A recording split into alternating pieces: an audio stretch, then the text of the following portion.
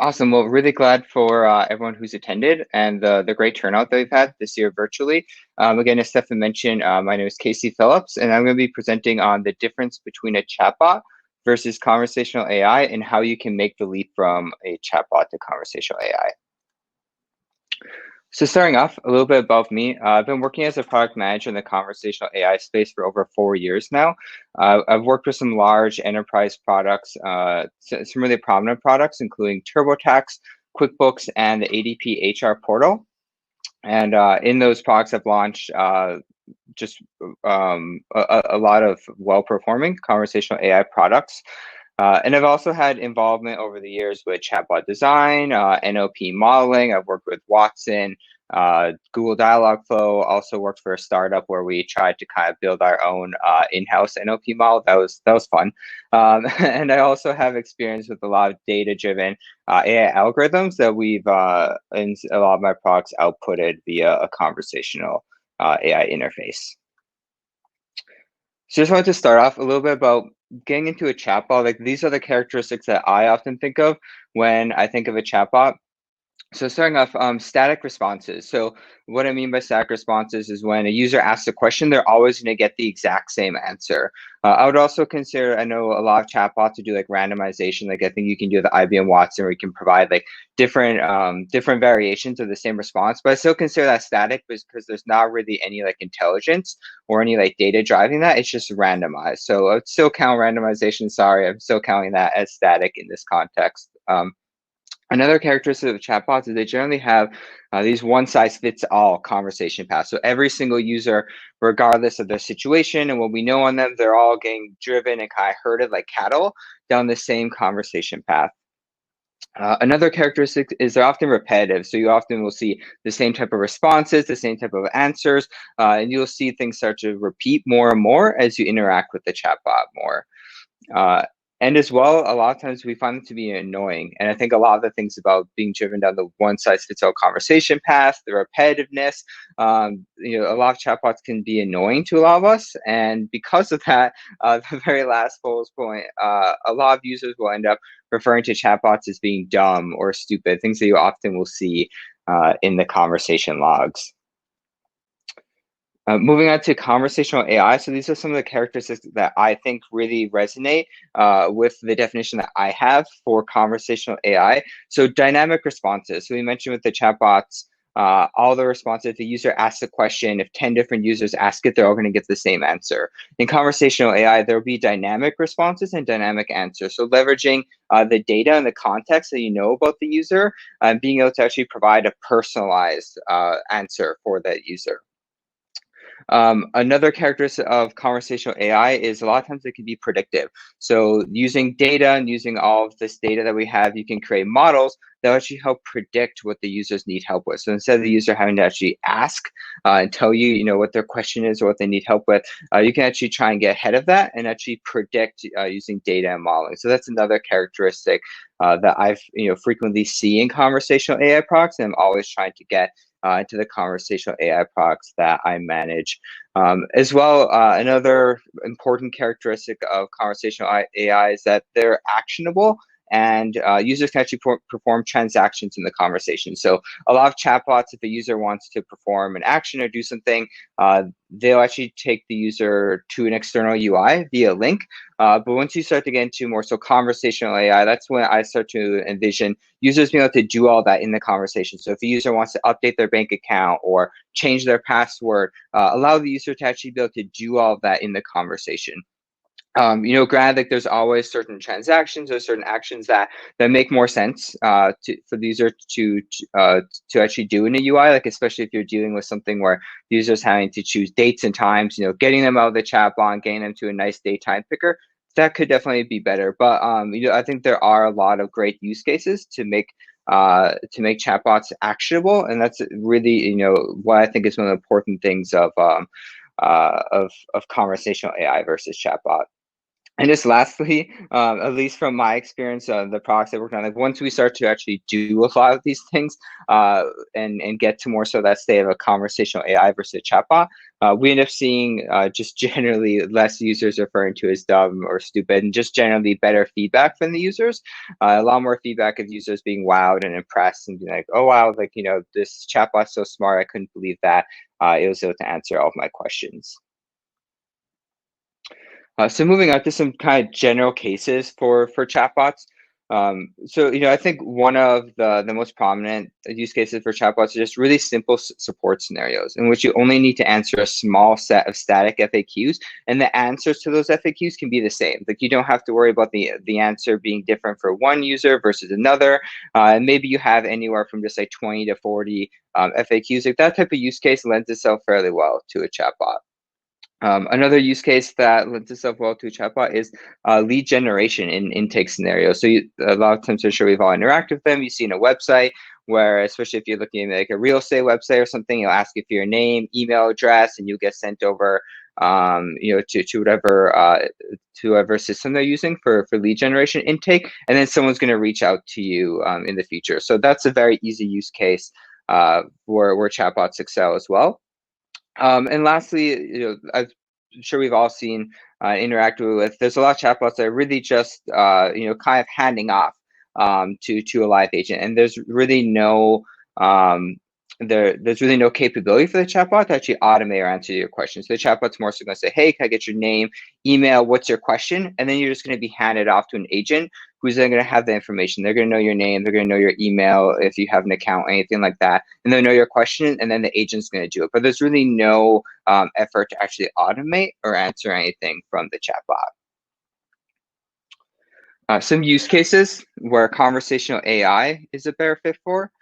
So complex support scenarios in which you need to answer a large set of questions with dynamic answers. So for example, if you're trying to answer, maybe like 200 plus questions, like all the potential customer questions the users could have for a product, you've got 200 plus questions. The answers need to vary based on the user, like based on maybe like what state the user's in, how long the user's been with the company, where the user is in the product. There's so many different ways that the answer could need to vary. But anytime you're dealing with a large set of questions and you really need those dynamic answers, so there's not a one size fits all answer. That's really a use case where you need conversational AI versus what we kind of all refer to as just a general chatbot. Another great use case for conversational AI is proactive interventions. So actually interjecting and starting a conversation when you think the user needs help. So if you have a user and they're maybe using your product and maybe they're going through a certain workflow, and you notice that the users, you can do a lot of clickstream modeling and clickstream data to actually see like if the user is taking too long in a certain workflow, or potentially if a user is going back and forth between a couple of different pages and they seem kind of a bit confused or not advancing in your workflow. You could actually leverage conversational AI to actually start, have the chatbot reach out to the user, say, "Hey, like it looks like you're, trying to enroll in benefits. What can I help you with, or how can I help you?" Something like that to actually get the user down the path of getting the help that they need to advance in the product. So a lot of times, I think users sometimes maybe your entry point to your chatbot isn't intuitive enough. Users aren't finding it. Maybe the user is just really stubborn and they think that they can kind of get through whatever struggles they're having on their own. So actually taking that proactive step can really help in those scenarios. And lastly, a great use case for conversational AI, just handling any type of advanced support inquiries and actually routing to the best live agent and the best channel available. So the use case I mentioned before, just kind of very generic, just getting the user's information, handing them off to any agent. This is actually getting not only the user's information, but getting their question and running it through modeling to determine like not only what agent would be the best fit to actually help the user with that question, but also determining the best channel available and trying to actually create cost efficiencies. If you know that the user's question is fairly basic and they can kind of maybe get the result from a lower tier agent and via your chat channel, which is generally cheaper than the phone channel, you could use that model to actually route the user to that agent and via the chat channel instead of the phone. So I want to actually go through and highlight some of the differences in the experiences I mentioned before. Some of the things that I was really highlighting and hammering on was when you're trying to go from chatbot to conversational AI, creating those dynamic responses. So dynamic responses in chatbots are created by tailoring the answers provided to relevant user data and external factors. And chatbots without dynamic responses will often feel robotic and frustrate users with excessive follow-up questions and a lot of unnecessary drill down choices. So I actually want to go through a little scenario and kind of showcase an example of the difference between the two. So let's pretend in this scenario, we have a user who's asking a chatbot whether or not they can claim meal expenses on their taxes while driving for Uber. And in this put a fantasy assumption here, and this is not true at all. It's just a fantasy assumption for this scenario. But let's pretend that in 40 out of the 50 states, the answer is the same. However, in California and New York, there's a different answer. And we have available user data, so the chatbot knows that we know in our chatbot platform that this user lives and drives in the state of California. So it's kind of a side-by-side comparison of how I would envision a chatbot handling this scenario versus how I would envision conversational AI handling this scenario. So on the left, you can see the chatbot. The user asks a question about how they can claim their meals or driving for Uber, and the chatbot ends up responding, but ultimately asks them, what state do you live in? Do you live in California, New York, or neither? Because there's really going to be three potential answers. There's going to be neither is going to give them, the answer for the other 48 states, New York, the answer for New York, and that they click the California, obviously they'll get the California answer.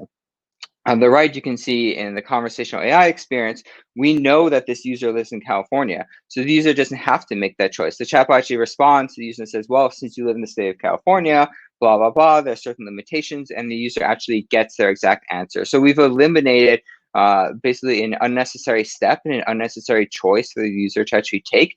And we've gotten that answer to them further upstream in the conversation.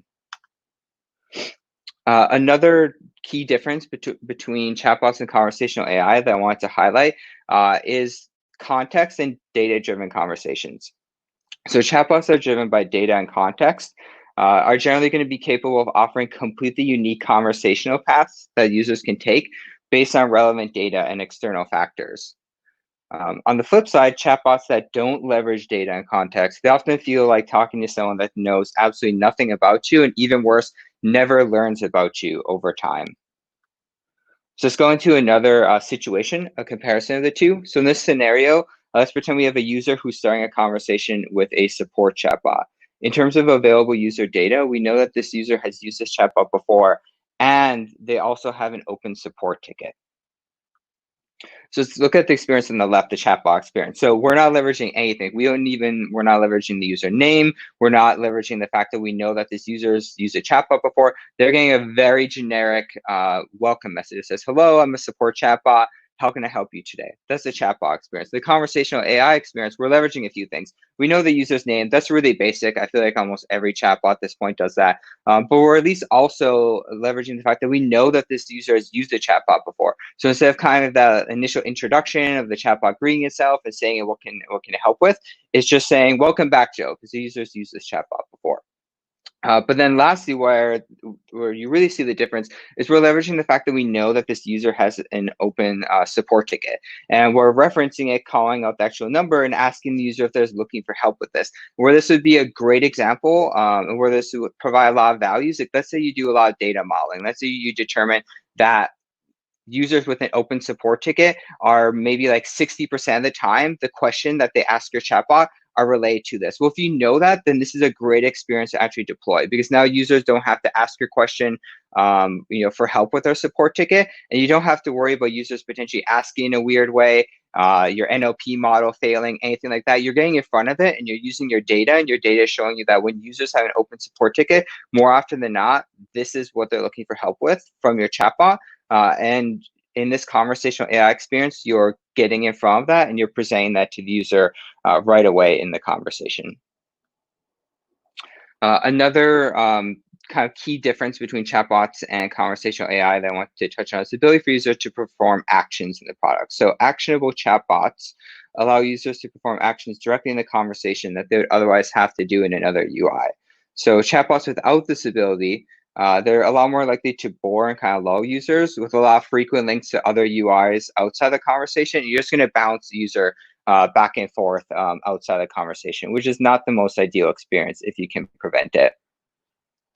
Just go through another scenario. So this scenario is the most basic and simple one, but we just have a user who's looking to change their password. In the chatbot experience, you can see the user says, I need to change my password. Can you help with this? And the chatbot just basically tells the user where to go. Like, okay, if you want to do that, click the settings button in the upper right of the page and then choose the security menu option. And then, then they would see where they could actually go ahead and change the password. But in a conversational AI experience, I would expect users to be able to actually change their password in that conversation. Obviously, if there's going to be security implications of that, that's a whole nother conversation. But you can get from this example kind of where we're going with this of like really simple things and simple updates and actions that users want to actually take. Allow them to actually do that in your conversational AI experience and don't just constantly link them out to a different page or to a different experience. So moving on, some other examples of conversational AI. So I kind of touched on these earlier, but there's the proactive interventions I mentioned before. So actually like using clickstream data to actually create models that can help identify when users need help and start that conversation on the behalf of the user. There's a lot of stubborn users that I've seen in a lot of products that they need help, but they're just really reluctant to actually engage with the self-help products. So if you can actually, be proactive and actually launch this on behalf of the user, that can definitely really help, especially getting users to engage more with your self-help. Another great example is predictive recommendations. This is one of my favorites. So using relevant data inputs such as seasonality, where the user is in your product, again, they're kind of clickstream data, like where they've been navigating in the product recently, any like user characteristics, how long they've been a user, maybe the state they live in, the country they live in. You can use all these data points to create models to help predict and surface what content is going to be most helpful to the user. So especially if you have a call center, if you got all these great call center logs, a lot of times the call center logs will have stuff like that, like where the user was in the product when they actually end up creating the support ticket, like where maybe like data and like what country the user lives in, or like what version of your product live in, like any type of data that you can use and try and leverage to try and actually get predictive and actually, actually surface content to the user that they think could be helpful. That's a really great, a great opportunity that you can leverage with conversational AI. And lastly, just intelligent agent routing. So again, as I mentioned before, creating data-driven models that can be utilized to identify, not only what agent is best suited to support the user's needs, but also what channel, which can be great for your business. So, getting the user, don't send the user to one of your second or third tier agents over the phone. If you know that the question that they have is very simple and they can be sent to a tier one agent, and they can have that conversation over chat, because that's probably going to be your cheapest agent and channel combination, and then you're building cost efficiencies into your contact center via your conversational AI. So lastly, I know we're getting to time, so just really quick, bringing it all together. So just really, it's all about the data. The more that you can leverage every relevant piece of data at your disposal in your chatbot, that's when you're going to start to actually make those strides from just being a basic chatbot to actually being a full-blown conversational AI machine. And just try and minimize the likelihood of repeat users having the same conversational experience. So try and like leverage, the more that you start to know about the user over time, use that to your advantage and really tailor that conversational experience for the user over time. And make it personal, make things personal for the user. Act like if you have data and you know the user, act like you know the user. Obviously, don't be creepy, don't weird the user out, by referencing like where their mom lives or anything like that. But you get where I'm going with this. Like, make it personal, make the user act like you know them and care about them.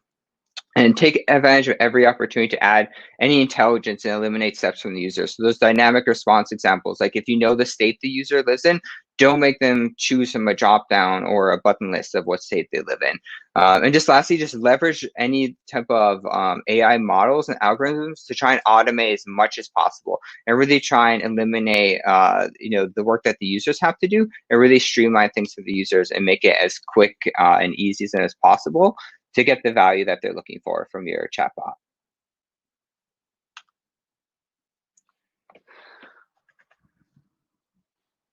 Awesome. So with that, we can have more questions. Awesome. Yeah, great presentation, Casey. I like the general direction of it. So I'm going to go through some of the comments and some of the questions, and hopefully we will get to some of the best ones. So Okay. Okay, I'm going to try to pick the best one I can. Where would you differentiate between the underlying technology and then how you use conversational design to overcome limitations of NLP? I think that's a really important distinction. I think one of the people, Will, he said this is like adding performance wheels on a golf cart. The underlying technology is what needs to get better. So where do you stack those two things up? Yeah, so I think that they're really both equally important in my mind. Like I've worked on chatbots where we are actually leveraging. So I've worked on chatbots where we've relied heavily on third-party tools like IBM Watson, and that kind of limits, some of the things that you can potentially do with your platform. But there's still so many things that you can do from the conversational design aspect. So I think I definitely agree. And I think that they're really both equally important. The one thing I would say is I think yes, like you can do some of these things in the conversational design. You can try and make these things easier for the user in the conversational design. I would say that approach is going to be like the higher floor, but overall there's going to be a lower ceiling. I think the problem is if you just really try and focus on doing all of this with the conversational design, if you're really not creating ways that your platform can tap into your data and leverage your data, then you're just really going to have a lot of issues of really being able to personalize things through the conversational design. I would say as well, like when I've worked on chatbots, if you don't really use that data and you don't start automating things, you can end up creating like just so many like manual rules and like IBM Watson or Dialogflow for all these different conversational paths. And you can just end up in a situation where you create this chatbot and these conversational trees that are just unmanageable. They're like, you're looking at them, and I've dealt with them, some of the chatbots, and you're seeing like a single answer could have maybe like 100 different conversation paths if you have to split on state and all this stuff. So I think, especially if you can get to the point of being able to build a lot of this and drive it through the technical stack, I think it'll make your chatbot a lot more scalable in the future as well. And you'll be able to kind of be more agile, like taking advantage of other opportunities with your chatbot and not having to worry about, oh God, we can't change this answer because there's 100 different downstream conversation paths. So that's kind of my experience and take on that. Yeah. I think that you can't do one without the other, obviously. Agreed. Yeah. Yeah. And we could all imagine the worst app we've ever used or the worst website that we've ever used. Like a bad chatbot would be 100 times worse than those experiences. Yes. Yeah. Absolutely. Absolutely. Yeah. So Vesna asks, Casey, if you had to emphasize on one of these features is most useful for making a bot a bit more conversational, which one would it be? Yeah, I think probably the number one thing is really the dynamic answers, or really, I think that's a key for me too. So I think as well, like a lot from my experience of working at chatbots is that I've noticed and seen that the more conversational steps you make a user to actually take to get to their answer, if you actually like map it out, you see that every single step there's going to be certain users that will drop off. And there could be multiple reasons. Maybe the user ends up down the wrong path. Sometimes the user will free type potentially like an odd response when you have buttons and you're expecting them to actually click a button. I've just seen that users will never cease to amaze you in what they can do and how they can find ways to fail when they're using your chatbot. So finding ways to provide those dynamic answers and eliminating those steps, it's very simple examples of what I showed you where, like if you know the state the user's in, don't make them choose that. Just really simple things like that. I think if you actually start to incorporate that, you'll see a lot better performance. You'll see users actually getting to the end of your conversation paths and getting to those answers a lot more frequently. So I would say definitely the dynamic answers to me is probably the most valuable. Got it. And also one of the easier ones. One of these ones. And last question from Mustafa. Could you elaborate on how conversational AI is more than just a sterilized version of rule-based approach, just with more parameters. Basically, how does the AI help with the actual answering in an accurate way? Yeah. So, I think, and that's a great, I love that call because I think that's one of the biggest things about when you get to the more sort of conversational AI stage is everything's now a rule. So, I mentioned in the presentation, like doing actually modeling with the data. So in a previous chatbot that I worked on before, Intuit for TurboTax, we actually created these models that when the user would start a conversation with the chatbot, the model would look at like all these data inputs, like what time of year was, like where are the users in the product, their tax return filing status, anything that was really relevant to our call center logs and what we've seen, and the questions that we've seen the users ask. We'd use all those models, and initially when the user would start a conversation, we present to them up to 5 pieces of content that could either be a link to an FAQ article on a community site, or it'd be an actual action, like taking them to a certain page in the TurboTax product where they could perform an action, and actually leveraging and showing those to the user upfront. But that's not a rule. There's no rule for us to create a rule to leverage all of those data points and leverage them in real time for users would just not be possible. So it's actually like a data-driven AI model created by the data science team that would go through and actually determine all that in real time on the fly. And then we would use rules to actually determine how to output that and how to present that to the user. But to me, that's like a really great example of where you can get beyond the rules, because you could never incorporate all those data inputs in real time if you're using rules. Right, right. Well, thank you so much, Casey. It was a great talk. If people want to follow up with you, what's the best way for them to do that? Yeah, I mean, anyone can feel free to reach out to me on LinkedIn. I'll go ahead and copy and paste my LinkedIn URL on the event chat, and then if anyone wants to reach out to me, they can go on my LinkedIn and send me a LinkedIn message. I communicate with a lot of folks on there, so that's perfect. That's right. That's how we communicate. So yeah, exactly. Awesome. Well, thanks so much for being a part of this.